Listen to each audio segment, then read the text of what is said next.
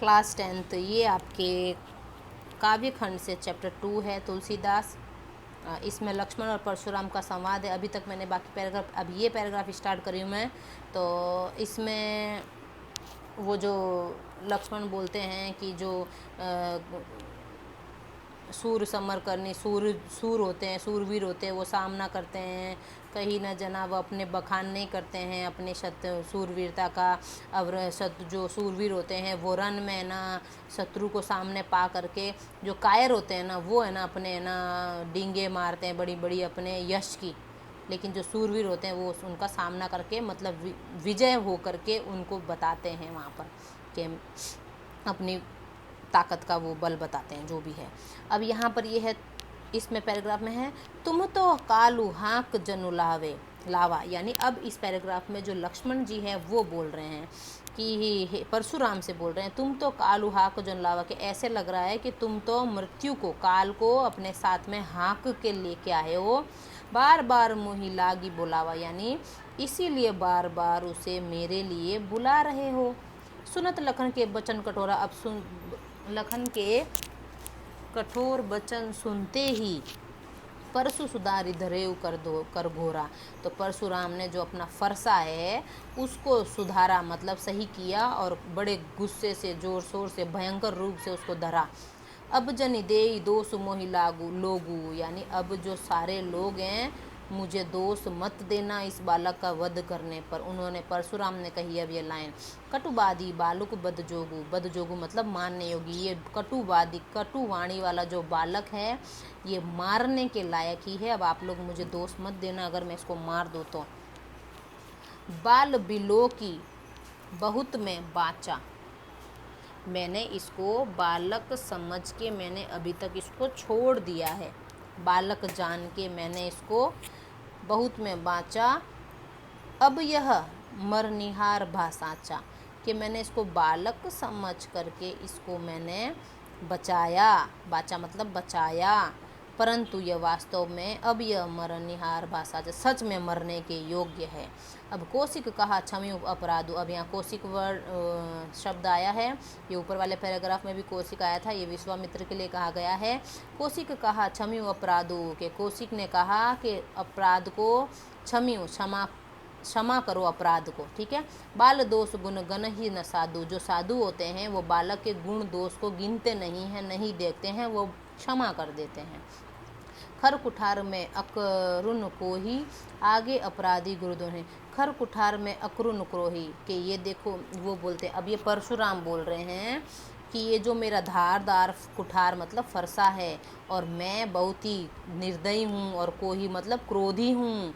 अब आगे अपराधी गुरुद्रोही, और मेरे जो सामने है वो मेरे गुरुद्रोही यानी गुरु का अपराधी है, अपमान करने वाला मेरा अपराधी खड़ा है। उत्तर दे तो छोड़ऊ बिनु मारे, केवल कौशिकशील तुम्हारे, कि ये जो ऐसे उत्तर दे रहा है मुझे बार बार, फिर भी मैं इसको बिनु मारे छोड़ रहा हूँ। छोड़ऊ बिनु मारे छोड़ रहा हूँ। केवल केवल कौशिक यानी विश्वामित्र तुम्हारे यानी तुम्हारे शील व्यवहार के कारण, शील वचनों के कारण सिर्फ मैं इसको बिना मारे छोड़ रहा हूँ। जबकि ये मुझे ऐसे टेढ़े मेढ़े उत्तर दे रहा है, उस पर भी सिर्फ विश्वामित्र तुम्हारे शील व्यवहार के कारण छोड़ रहा हूँ। न तो ए ही काटी कुठार कठोरे, नहीं तो मेरा ये कठोर कुठारा है काटी, इसको काट देता। अभी तक गुरु ही उऋण होते श्रम थोड़े, मतलब जो मेरे गुरु के ऋण से उऋण हो जाता, मैं मुझे थोड़ा सा श्रम करना पड़ता, मतलब मेहनत कर लगती, मैं अपने कठोर कुठारे से इसको काट देता और अपने गुरु के ऋण से उऋण हो जाता, ठीक है। अब ये देखो, ये दो पैराग्राफ, ये जो दो लाइन है, गाधी सुनु कह हृदय हंसी, ये मतलब अब ये क्या है, गाधी सुन, गाधी के पुत्र यानी कि विश्वामित्र के लिए कहा गया है गाधी सुनो। वो कह रहे हैं, वो है ना हृदय में मन ही मन हंस रहे हैं, ठीक है। मुनियो हरिहरी सूझ, यानी कि परशुराम को, इस मुनि को तो सब जगह हरा ही हरा सूझ रहा है। हरा ही हरा सूझना मुहावरा होता है, मतलब सब जगह अपने अनुरूप ही सब कुछ दिख रहा है, मतलब कि बाकी तो सब तुच्छ ही लग रहे हैं। अयमय खांड न उखमय, उखमय मतलब होता है गन्ने से बनी हुई, और अयमय होता है लोहे की। तो मतलब ये जो राजकुमार है, जो ये कोमल कोमल से राजकुमार दिख रहे हैं इनको, ये इनको कम समझ रहे हैं और क्षत्रियों के जैसे समझ रहे हैं, यानी ये इनको गन्ने की खांड से बना हुआ समझ रहे हैं, जबकि ये लोहे की खांड से बने, इनको पता ही नहीं है। अजहु न बूझ अबूझ, यानी इनको अभी पता ही नहीं चला है, इनसे विजय पाना असंभव है, इनको ये अभी बूझ अबूझ, यानी इनको पता नहीं है, अभी समझ नहीं पा रहे हैं अज्ञानवश, कि मतलब ये जो राजकुमार है दो, इनको ये कमज़ोर सा समझ रहे हैं, बच्चा। ठीक है, ये कौन सोच रहा है? विश्वामित्र।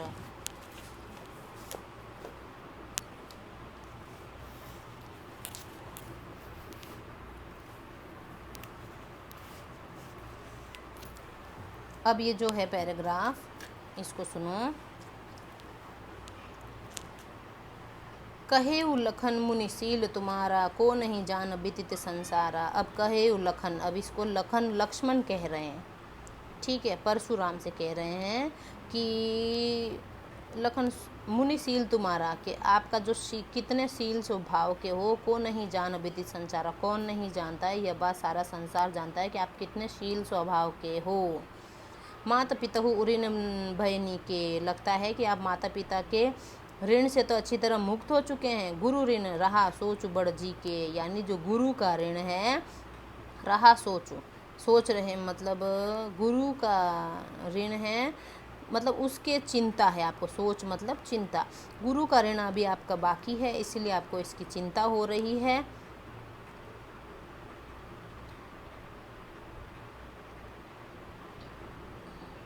सो जनू हमरे ही माथे काढ़ा, यानी आप अपने माता पिता के ऋण से तो निकल गए हैं, लेकिन जो गुरु का ऋण है ये बचा हुआ है, इसीलिए आप चिंतित हैं, और आप है ना उसको हमरे माथे काढ़ा, इसलिए उसको हमारे मत्थे मढ़ रहे हैं।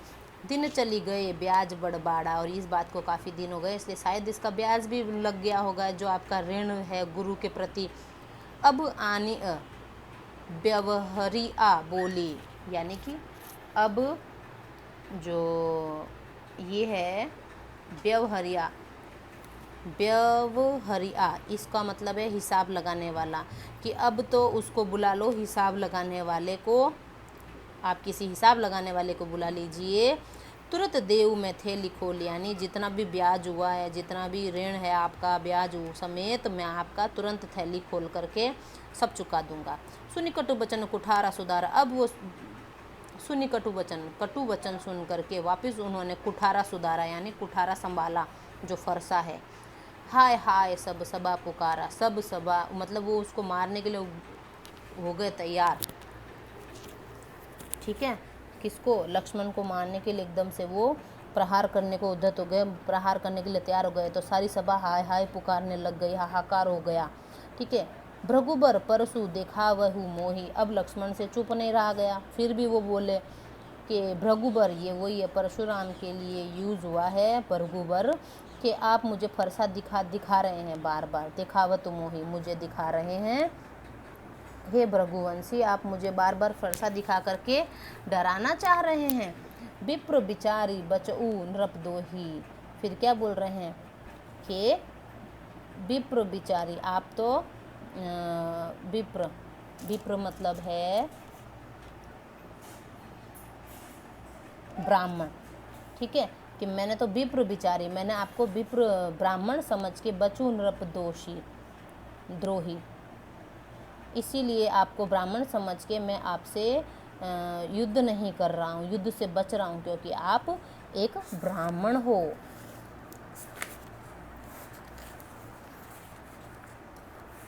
ब्राह्मण हो। मिले न कबहू सुबट रन गाढ़े, शायद आप कभी भी किसी अच्छे क्षत्रियों से, मतलब क्षत्रियों से आपको अच्छे योद्धा से पाला नहीं पड़ा है। द्विज देवता घर ही के बाड़े, यानी कि आप तो घर ही के घर में शूरवीर बने हुए हैं, आपका अच्छे क्षत्रियों से अभी पाला ही नहीं पड़ा, योद्धाओं से। अनुचित कही सब लोग पुकार, अब सब लोग पुकारने लगे, बोलने लगे कि जो लक्ष्मण है वो अनुचित कह रहा है। ठीक है, वे लक्ष्मण के जो व्यवहार है उसके बारे में सब लोग बोलने लगे कि वे लक्ष्मण के वचन सही नहीं है, लक्ष्मण सही नहीं बोल रहे हैं। अब रघुपति सय नहीं लखनऊ ने वारे, फिर क्या हुआ, सब ने बोला कि भाई लक्ष्मण सही नहीं बोल रहे हैं, अनुचित वचन कह रहे हैं। तो रघुपति यानी श्री राम जी ने अपने नयन से सनय ही अपने नयन से इशारे करके लखनऊ नेवारे यानी कि उनको मना किया कि भाई ऐसी नेवारे मतलब मना करना, कि ऐसी वाणी बोलने से मतलब कुछ भी बोलने से मना किया और अधिक बोलने से।